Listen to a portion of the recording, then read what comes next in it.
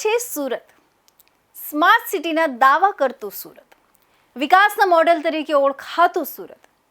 પરંતુ માત્ર થોડાક મિનિટના વરસાદે જ સુરત મહાનગરપાલિકાના તમામ દાવાઓને પાણીમાં ધોઈ નાખ્યા છે. એક તરફ શહેરના મુખ્ય રસ્તાઓ નદીમાં ફેરવાઈ ગયા, બીજી તરફ અનેક વિસ્તારોમાં પાણી ભરાઈ જતા લોકો ત્રાહિમામ પોકારી ઉઠ્યા. ક્યાંક વાહન ચાલકો કલાકો સુધી ટ્રાફિકમાં ફસાયા, તો ક્યાંક રસ્તા જ ધસી પડ્યા. અને સૌથી ચોંકાવનારી વાત એ છે કે એક નહીં પરંતુ બે જાહેર પરિવહનની બસો રસ્તા ધસી જવાના કારણે અકસ્માતનો ભોગ બની.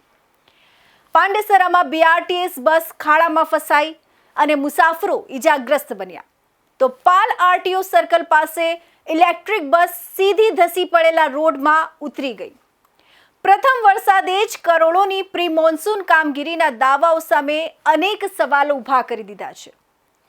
જુઓ આ ચોંકાવનારો અહેવાલ. દર વર્ષે ચોમાસા પહેલા સુરત મહાનગરપાલિકા કરોડો રૂપિયાની પ્રી મોન્સૂન કામગીરી કરતી હોવાના દાવા કરે છે. ડ્રેનેજ સફાઈ, રોડ રિપેરિંગ, પાણીના નિકાલની વ્યવસ્થા અને જોખમી વિસ્તારોની દેખરેખ. પરંતુ જમીની હકીકત આજે કંઈક અલગ જ જોવા મળી. માત્ર થોડાક સમયના વરસાદમાં જ પાંડેસરા બમરોલી વિસ્તાર પાણીમાં ગરકાવ થઈ ગયો. શ્રીરામનગર પાસે જાહેર માર્ગ પર વરસાદી પાણી ભરાતા વાહન ચાલકો અને રાહદારીઓને ભારે હાલાકીનો સામનો કરવો પડ્યો. ટુ વ્હીલર ચાલકો જીવના જોખમે પાણીમાંથી પસાર થતા જોવા મળ્યા. સ્થાનિક લોકોના જણાવ્યા મુજબ દર વર્ષે આ જ સમસ્યા સર્જાય છે, પરંતુ તંત્ર પાસે હજુ સુધી તેનો કોઈ કાયમી ઉકેલ નથી. માત્ર પાંડેસરા જ નહીં, ઉધના બસ ડેપોથી સચિન હાઈવે તરફ જતો મુખ્ય માર્ગ પણ પાણીમાં ગરકાવ થઈ ગયો. લગભગ 500 મીટર સુધી રોડનો એક ભાગ સંપૂર્ણ પાણીમાં ડૂબી ગયો હતો. વાહન ચાલકોને ભારે મુશ્કેલીનો સામનો કરવો પડ્યો. લાંબી ટ્રાફિકની કતારો લાગી ગઈ.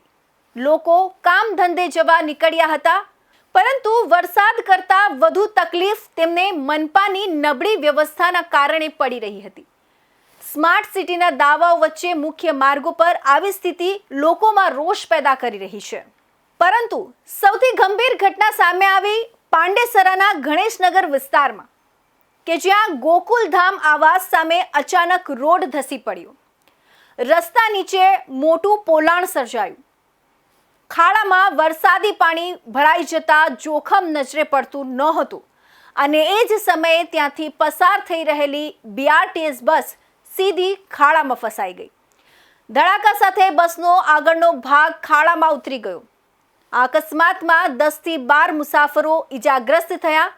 બસનો આગળનો કાચ પણ તૂટી ગયો. મુસાફરોમાં ચીસાચીસ અને અફરાતફરીનો માહોલ સર્જાયો. ઈજાગ્રસ્તોને 108 મારફતે હોસ્પિટલ ખસેડવાની ફરજ પડી. મોટો સવાલ એ છે કે રસ્તાની નીચે પોલાણ સર્જાયું હતું તો તેની જાણ તંત્રને કેમ ન થઈ? શું કોઈ મોનિટરિંગ હતું જ નહીં? આ સમગ્ર ઘટનાના સીસીટીવી ફૂટેજ સામે આવ્યા છે. ફૂટેજમાં સ્પષ્ટ જોઈ શકાય છે કે રસ્તા પર પાણી ભરાયેલા અને અચાનક જ બસનો આગળનો ભાગ ધસી જાય છે. એક જ ક્ષણમાં મુસાફરોનો જીવ જોખમમાં મુકાઈ જાય છે. આ દ્રશ્ય જોઈને કોઈ પણ વ્યક્તિનો જીવ અદ્ધર થઈ જાય, કારણ કે અહીં માત્ર અકસ્માત નથી થયો, અહીં તંત્રની બેદરકારી ખુલ્લી પડી છે. અને હજુ આ પૂરતું ન હતું, શહેરના પાલ આરટીઓ સર્કલ પાસે પણ ચોંકાવનારી ઘટના બની. થોડા જ વરસાદમાં રોડ ધસી પડ્યો. અચાનક ભૂવો પડતા ત્યાંથી પસાર થઈ રહેલી ઇલેક્ટ્રિક બસ માટીમાં ધસી ગઈ. બસનો આગળનો ભાગ સીધો ધસી પડેલા રોડમાં ઉતરી ગયો. અચાનક બનેલી ઘટનાના કારણે ત્યાં અફરાતફરીનો માહોલ સર્જાયો. ઘટનાને પગલે ભારે ટ્રાફિક જામ થયો. વાહન ચાલકો લાંબા સમય સુધી રસ્તા પર અટવાઈ રહ્યા. સદનસીબે આ ઘટનામાં કોઈ જાનહાનિ કે ગંભીર ઈજા થઈ નથી. પરંતુ આ ઘટના ફરી એક વખત સુરત મહાનગરપાલિકાની કામગીરી સામે મોટો પ્રશ્નાર્થ ઊભો કરે છે. જો થોડા વરસાદમાં જ રોડ ધસી પડતો હોય તો પછી રોડની ગુણવત્તા વિશે શું કહેવું?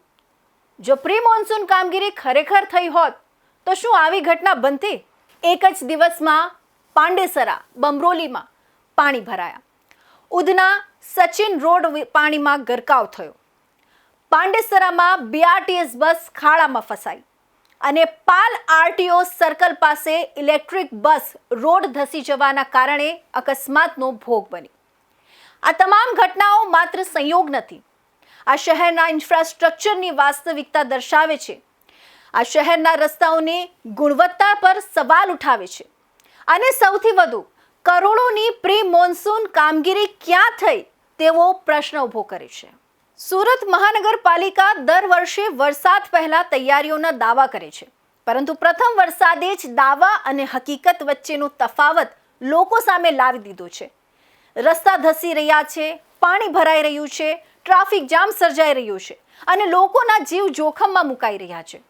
હજુ તો ચોમાસાની માત્ર શરૂઆત છે. જો થોડા જ વરસાદમાં શહેરની આ સ્થિતિ હોય તો ભારે વરસાદ દરમિયાન શું થશે? શું વધુ રસ્તાઓ ધસશે? શું વધુ અકસ્માતો થશે? અને શું તંત્ર કોઈ મોટી દુર્ઘટનાની રાહ જોઈ રહ્યું છે? આજે સુરતના લોકો એક જ સવાલ પૂછી રહ્યા છે: કરોડોની પ્રી મોન્સૂન કામગીરી ક્યાં ગઈ? સ્માર્ટ સિટીનું સ્વપ્ન છે કે પછી બેદરકારીનું સત્ય?